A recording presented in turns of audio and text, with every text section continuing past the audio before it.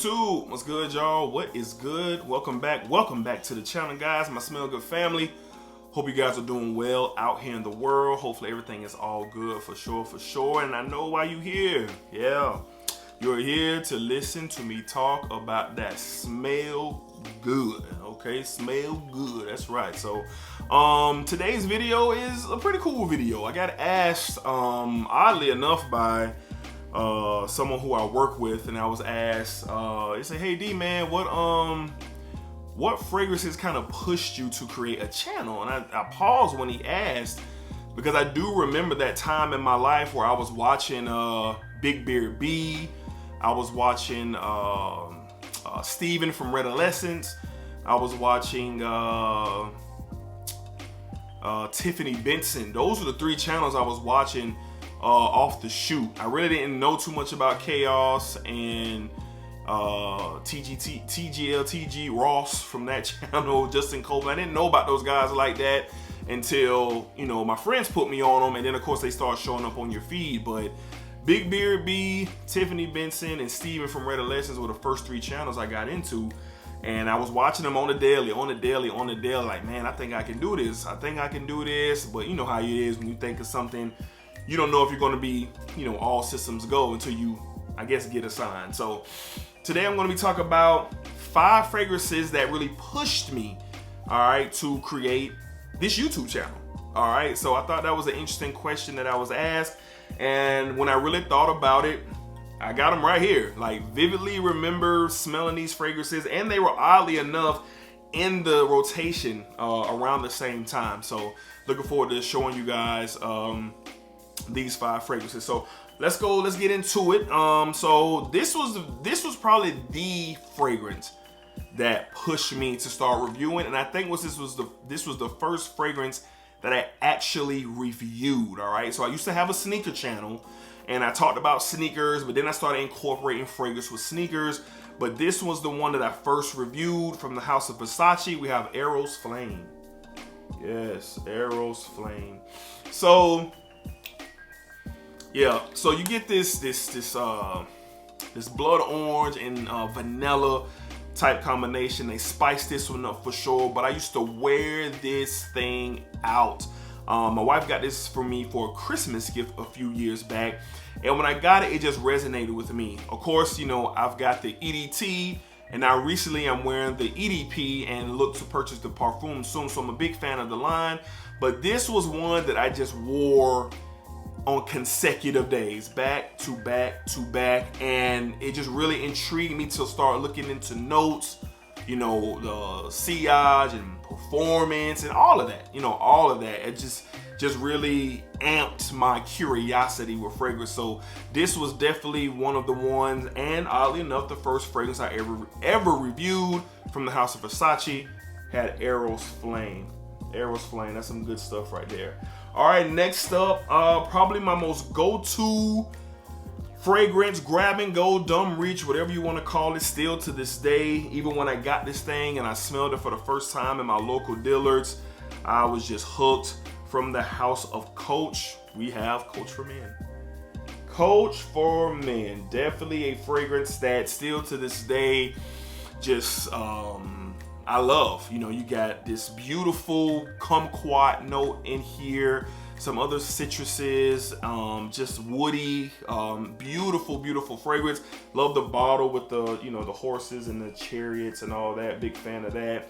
I tear my little tags off, so this one in Coach Platinum, I tear them off and they around here somewhere. But this was another fragrance that really blew my mind and intrigued me to kind of dig and search and research what fragrances were made of, and this was another one that added the fuel to the fire to create this channel. All right, next up we have, you know, my most favorite fragrance line. I have the entire line. You know, you guys hear about it probably every single day and probably tired of hearing about it, but this is for me. For the house of Chanel, we have Bleu de Chanel.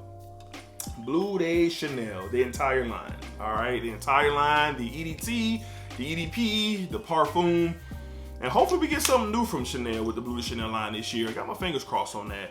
But this was probably the one that said, okay, man, jump off the porch and let's get this thing going. This stuff is excellent, and I want to say how I feel, speak on how I feel about this fragrance. And the whole line, man, is just tremendous.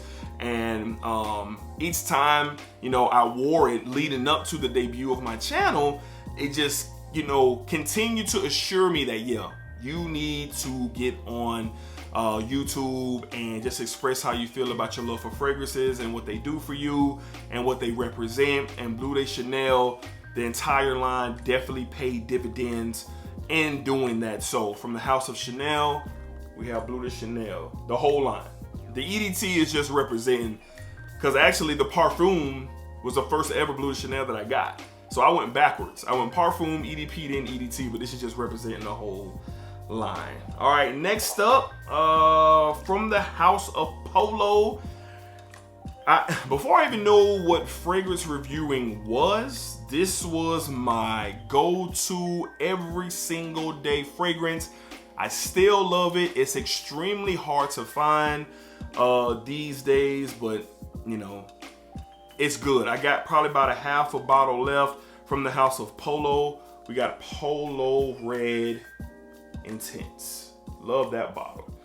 So I remember grabbing this a few years back and it blowing my mind, you know, and I believe me and my wife, we were out at Dillard's when I caught this thing, and just that coffee, citrusy experience that you get with the cranberry as well.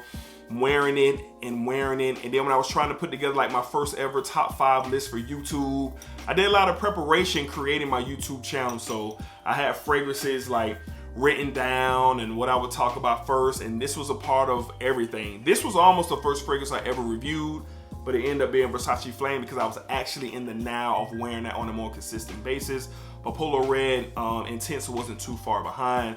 This is a staple in my collection. You don't hear me talk about it much on my channel, but I've had it for so long and I've worn it everywhere, to weddings, to church, to the office, to gatherings, birthdays, it doesn't matter. I've worn this thing everywhere, and I truly do love this fragrance, and it played a big part in creating this channel. So from the house of Polo, all right, we got Polo Red Intense.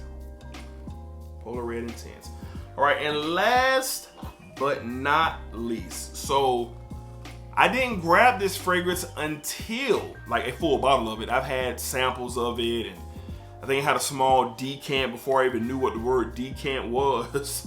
But this fragrance for sure was, it convinced me to keep going when I first created my channel. I love this stuff from the house of Versace yet again. We have Versace Pour Homme. Versace Pour Homme. This was a aha moment for me when I first grabbed this fragrance. I was already just starting my channel, and I walked across this in my local Ross, and I paid, at the time, I think it was like $39.99 what I got this for. And you can get this a little cheaper nowadays on discounters, but when I first grabbed this one and I got home and I smelled it, I was so blown away. I believe this was the first fragrance I rushed and did a review on. And this was the first fragrance that made me realize, like, wow, like I'm really into the hunt of finding cheapies and discovering gems and running home and turning on the camera and letting you guys know what I think about it. So this one really put the battery in my back, so to speak, to continue to review fragrances and really come up with different ways creatively to push out fragrance content. And I'm thankful for this fragrance, all right? I still wear it on the regular. It's a great office fragrance. It's a great date fragrance. It's a great everything fragrance. You can do whatever you want with this. This is an OG legend, all right? You have so many other flankers or so many other fragrances coming out seemingly by the week, but this one is a staple. It's not going anywhere. All of these are staples for me in my collection, and I look to always have these fragrances, but this was the one that really enticed me and put the battery in my back to just jump in front of the camera and talk about something after I smelled like 2 seconds ago. All right, so from the house of Versace, we have Versace Pour Homme. All right, So those are the 5 fragrances that really drove me to create my YouTube channel, and I'm glad that I did. I'm having a lot of fun. This journey is great. Meeting new people and conversating with people and building relationships with everyday people who enjoy the things that I enjoy. It's just a great experience and a great time. And as we continue to go with this, man, week after week and month after month and so forth and so on, I can just imagine, where we're going to end up with this channel. And it's all because of you guys. It's all because of you guys, man. So great question that was asked to me. Hey, man, what are some of the fragrances that drove you to create the channel? What gave you the idea? And there's some other elements that came into it. Frag Boys ENT, the group that I'm a part of with my homie Said, and Dunbar, that played a significant part as well. And I've told that story several times on here and on the podcast, which you can listen to in the description. The link is there. But yeah, I just wanted to take the time and create that video, and I looked forward to it, and I'm glad that I did it. So those are the 5 fragrances that drove me to create the channel.